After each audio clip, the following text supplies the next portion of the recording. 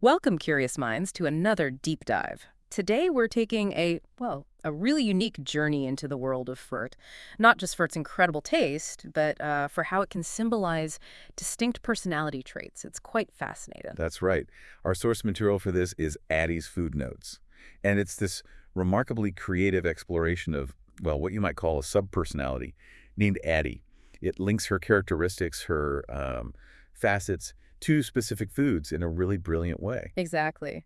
And our mission today is to unpack how seemingly simple foods, strawberries, sweet potatoes, even spicy dishes, can embody these complex emotional landscapes, these very human qualities. It's kind of a shortcut, maybe, to understanding the depth of these symbolic connections. So let's really get into this. Absolutely. And strawberries seem like the perfect place to start, don't they? Just picture them. Small, heart-shaped, bright red, those tiny yellow seeds dotted all over, the little leafy green tops. Oh, yeah, and the taste. Juicy, sweet, but with that lovely little tang. And the texture, soft, but with that slight crunch from the seeds. It's a classic. But their history goes way back, right? Over 2,000 years for wild strawberries.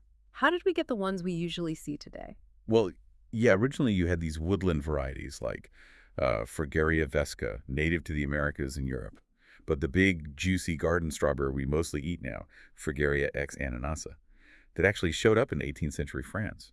It's a hybrid, interestingly, a cross between a North American variety and a Chilean one. French explorers brought the Chilean type back and, well, hybridization began. Wow, okay. So this mixing of types, it almost sounds like it mirrors how experiences shape us. It does, doesn't it? That adaptability. And given that rich history, cultures have seen them in so many ways. Like how? What did they mean to people historically? Well, in ancient Rome, for instance, they weren't just food. They thought they had medicinal value, could treat depression, fevers, all sorts. And if you look at medieval art, strawberries pop up, symbolizing purity, righteousness even. Purity and righteousness. Interesting. What else did they come to represent, sort of, more broadly? Well, purity remained a big one, especially in the Middle Ages. And all those seeds, that led to associations with fertility, abundance, and, of course, the heart shape, the vibrant red, that naturally made them symbols of love and passion in lots of cultures. It really sounds like they're woven into human stories. I remember reading Native American lore saw them as symbols of reconciliation. That's right. And in Christianity, you sometimes see them carved into altar pieces, again, for righteousness. So it seems like they often represent fresh starts, innocence, maybe. Precisely. And, how they grow also tells a story. They're natives to Europe and the Americas, but now places like California, Mexico, Spain, Turkey are huge growers. They, like temperate climates, need that full sun. Don't we all need that full sun? But I guess even strawberries have their challenges, right? Like, they seem perfect, but they must be vulnerable sometimes. Oh, absolutely. For all their sweetness, they're sensitive. Extreme weather, frost especially, can really hurt them. And they get pests, diseases. It's a good reminder, isn't it, that even the brightest, sweetest things or people face their own, frosts they have to navigate. That's a really lovely way to think about it. And are all strawberries the same? Or are there different kinds that might reflect different facets, maybe? Oh, definitely not all the same. You've got June-bearing types. They give one big crop early summer. Then ever-bearing, they give two crops, summer and early autumn. And day-neutral ones just keep going, fruiting continuously. Plus, wild strawberries, Fragaria vesca, are smaller, but the flavor is much more intense than the cultivated ones. Right, the cultivated ones are generally plumper. Exactly. And then there are cool hybrids like the pineberry, it's white, tastes a bit like pineapple, or the alpine strawberry, tiny but packs a flavor punch. Each one's a bit different. So much variety. And that plays out in the kitchen, too, I bet. Beyond just eating them fresh, how do people use them? Oh, endlessly. Classic strawberries and cream, obviously. Strawberry shortcake in the U.S., jams, jellies, smoothies, tarts. Pavlova's an Aussie favorite. Eating them raw keeps that freshness, but cooking them down for jams or sauces, pies. It concentrates the sweetness in a different way. You can freeze them, dry them, can them, even ferment them into syrups or wines. Super adaptable. And there's that definite season for them, isn't there? That waiting for them to be perfectly ripe. Yes, peak season, like in the U.S. and Australia, is late spring to early summer. Get them out of season. And they're often, well, a bit watery, less sweet, lacking that gaining. It really speaks to enjoying things in their moment, doesn't it, when they're at their absolute best? For sure. And people celebrate them, too, right? Strawberry festivals, what do those tell us? Oh, yeah, big time. The California Strawberry Festival, one's in Australia, the Fête de la Fraise in France. Yeah. They celebrate that abundance, that community feeling. Some Native American traditions even had strawberry Thanksgiving ceremonies. And historically, at fancy European banquets, they were a status symbol, wealth, refinement. They bring people together. It's funny the little secrets they hold. Like, the average one has 200 seeds on the outside. Right. Botanically, they aren't even true berries because the seeds are on the outside. And that story about Madame Tallien bathing in them, wild. Huh. Yes, bathing in crushed strawberries for softer skin. Adds to the mystique, you know? Yeah. These quirks make them even more interesting when we connect them to Addy. Exactly. Because connecting all this back to Addy, strawberries really are her tender, wild heart. Sweet, but never sickly sweet, you know? They're bright, fresh, a bit wild, like nature's freckles. It captures her grounded, outdoorsy vibe perfectly. Barefoot, red bandana. And they're full of contrasts, aren't they? Delicate shape, but a punchy flavor. Their sweetness feels real, not artificial. It mirrors Addie's emotional expression, raw, tender, sun-ripened. She doesn't sugarcoat things. She offers them as they are, complex and authentic. Yeah, the whole vibe of strawberries feels nostalgic, intimate, summer freedom, first kisses, maybe soft music playing. It captures Addie's quiet joy, those moments alone, maybe journaling. So, a symbolic Addie moment, Mm-hmm. maybe her on a sunrise hike. She's picked a small basket of wild strawberries, not for show, just to be present in that sweetness, Yeah. alive and reflective in that moment. That's beautiful. Okay, so from the tender wildness of strawberries, let's shift gears. Let's talk about something with a different kind of warmth. Sweet potatoes. And how they embody Addie's, well, her deep-seated resilience. Right, sweet potatoes, ipomoya batatas. They're in the morning glory family, actually. These amazing starchy roots, usually orange, but you find purple, white, yellow ones too. Naturally sweet taste, creamy when cooked, very earthy aroma. And their history is incredible. Central and South America originally, right? Domesticated maybe 5,000 years ago in Peru. Exactly. But what's really unique is how they spread. Polynesians carried them across the Pacific way before Europeans showed up. That's amazing resilience and adaptation right there. Yeah. Later, Spanish and Portuguese traders took them further to Africa, Asia, Europe. You even see them depicted on ancient Peruvian pottery. They were foundational. So if strawberries are about that tender joy, what do sweet potatoes symbolize typically? Generally, they stand for nourishment, abundance, Yeah. and, resilience, that ability to sustain life. In Polynesia, some myths say they were a divine gift. Native American tribes use them in rituals for renewal. They really connect to fertility, sustainability, the Earth's provision. And where do they grow best now? What does that tell us about their nature? Well, native to the Americas, but now China, Nigeria, Tanzania, the U.S., especially North Carolina and Louisiana, are big producers. They need warmth, a long, frost-free season over 100 days. They like loose, sandy, well-drained soil. They need consistent, supportive conditions to thrive, much like Addy. But like any resilient character, they must have weaknesses, things they struggle with. Oh, for sure. They're vulnerable to root rot if it's too wet. Pests like weevils, nematodes, and sudden frosts can wipe them out. It shows that even foundational strength can be vulnerable to external pressures. Makes sense. And are there different types, like with strawberries? Absolutely. Yeah. The orange-fleshed ones like Beauregard are common in the U.S., but you also get these gorgeous purple-fleshed ones like Okinawan earthier, packed with antioxidants, and white-fleshed ones like Hana, which are a bit less sweet, firmer. Each variety shows strength in a slightly different way. Wild relatives are often more fibrous, bitter. And you pretty much always cook them, right? They're not really a raw food. Yeah, rarely eaten raw. Ah. Cooking is key. It brings out the sweetness, softens the fibers, makes them digestible. Think mashed, pies, transformation through heat. It's like how challenges can unlock sweetness or softness within us. They're such a staple at U.S. Thanksgiving. Does their harvest season add to that meaning? Definitely. They're harvested late summer through autumn, peaking in flavor in late autumn. And there's this crucial step called curing. It's basically letting them rest post-harvest in warm, humid conditions. It heals skin damage and converts starches to sugars, making them much sweeter.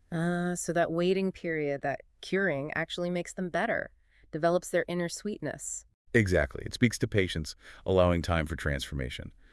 And yeah, festivals like the North Carolina Sweet Potato Festival celebrate that harvest. And nutritionally, they're powerhouses, aren't they? More than just comfort food. Oh, massively. Huge economic impact globally. Yeah. Vital for food security in parts of Africa. And yes, a superfood. Packed with vitamins A, C, E, manganese, potassium, fiber. Get this, one medium sweet potato can give you over 400% of your daily vitamin A requirement, mostly as beta-carotene. Wow. over 400%. So it really is a survival food, giving you what you need to endure. Absolutely. And it's good for gut health, that soluble fiber. Helps balance blood sugar due to a lower glycemic index than regular potatoes. Plus anti-inflammatory properties, especially the purple ones with anthocyanins. Good for your eyes, immune system, brain function, even your skin. It's incredible. And they're not even related to regular potatoes. Not closely, no. Different plant family. NASA's even looked at them for space farming. They're that hardy and nutritious. And George Washington Carver developed over 100 products from them. Glue, ink, rubber. That's versatility. Incredible, isn't it? Really shows their foundational, adaptable nature. Okay, so let's tie it all together for Addy. How do sweet potatoes truly represent her? They are Addy's resilience food. Hearty, grounding, comforting, but also complex and versatile. They can be soft and yielding or roasted until crispy, depending on the heat, the pressure. They represent nourishment with real depth, a sweetness that has purpose, emotional warmth. They're comfort food and survival food. Fueling her fire, but also softening her edges somehow. Exactly. The emotional vibe is like a long, warm hug after grief. Food for recovery, for rebuilding strength. Addy might turn to them in those quieter, reflective moments. Maybe missing her mom, sitting by a campfire, smoky tears in her eyes. They're grounding. So a symbolic Addy moment with sweet potatoes. I can totally see her making a spiced sweet potato mash for someone who's hurting. Maybe with a hint of cayenne, ginger, just a spoonful of love, warmth, and a gentle push forward. Comfort with a little kick. Perfectly put. Comfort with a kick. All right, now let's switch gears again and embrace the burn.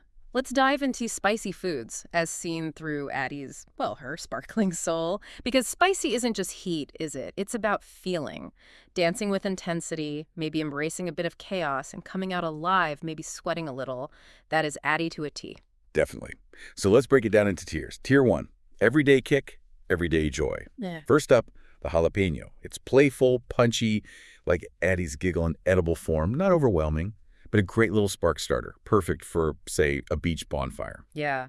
And just generic chili, that sort of baseline heat you find everywhere, that's like Addy's baseline joy even when things are tough. Always there, warming, reminding you you're alive. Right. And cayenne, that powdery, precise heat. It's like a dash of adrenaline. Shows that fire can be kind of stealthy, confident. Ooh, and hot honey, flirty, right? Sweet but spicy. A welcome surprise like Addy suddenly giving you a compliment. Totally. And then hot Cheetos. Oh yes, crunchy chaos. That's Addy's inner child, red dust on her fingers.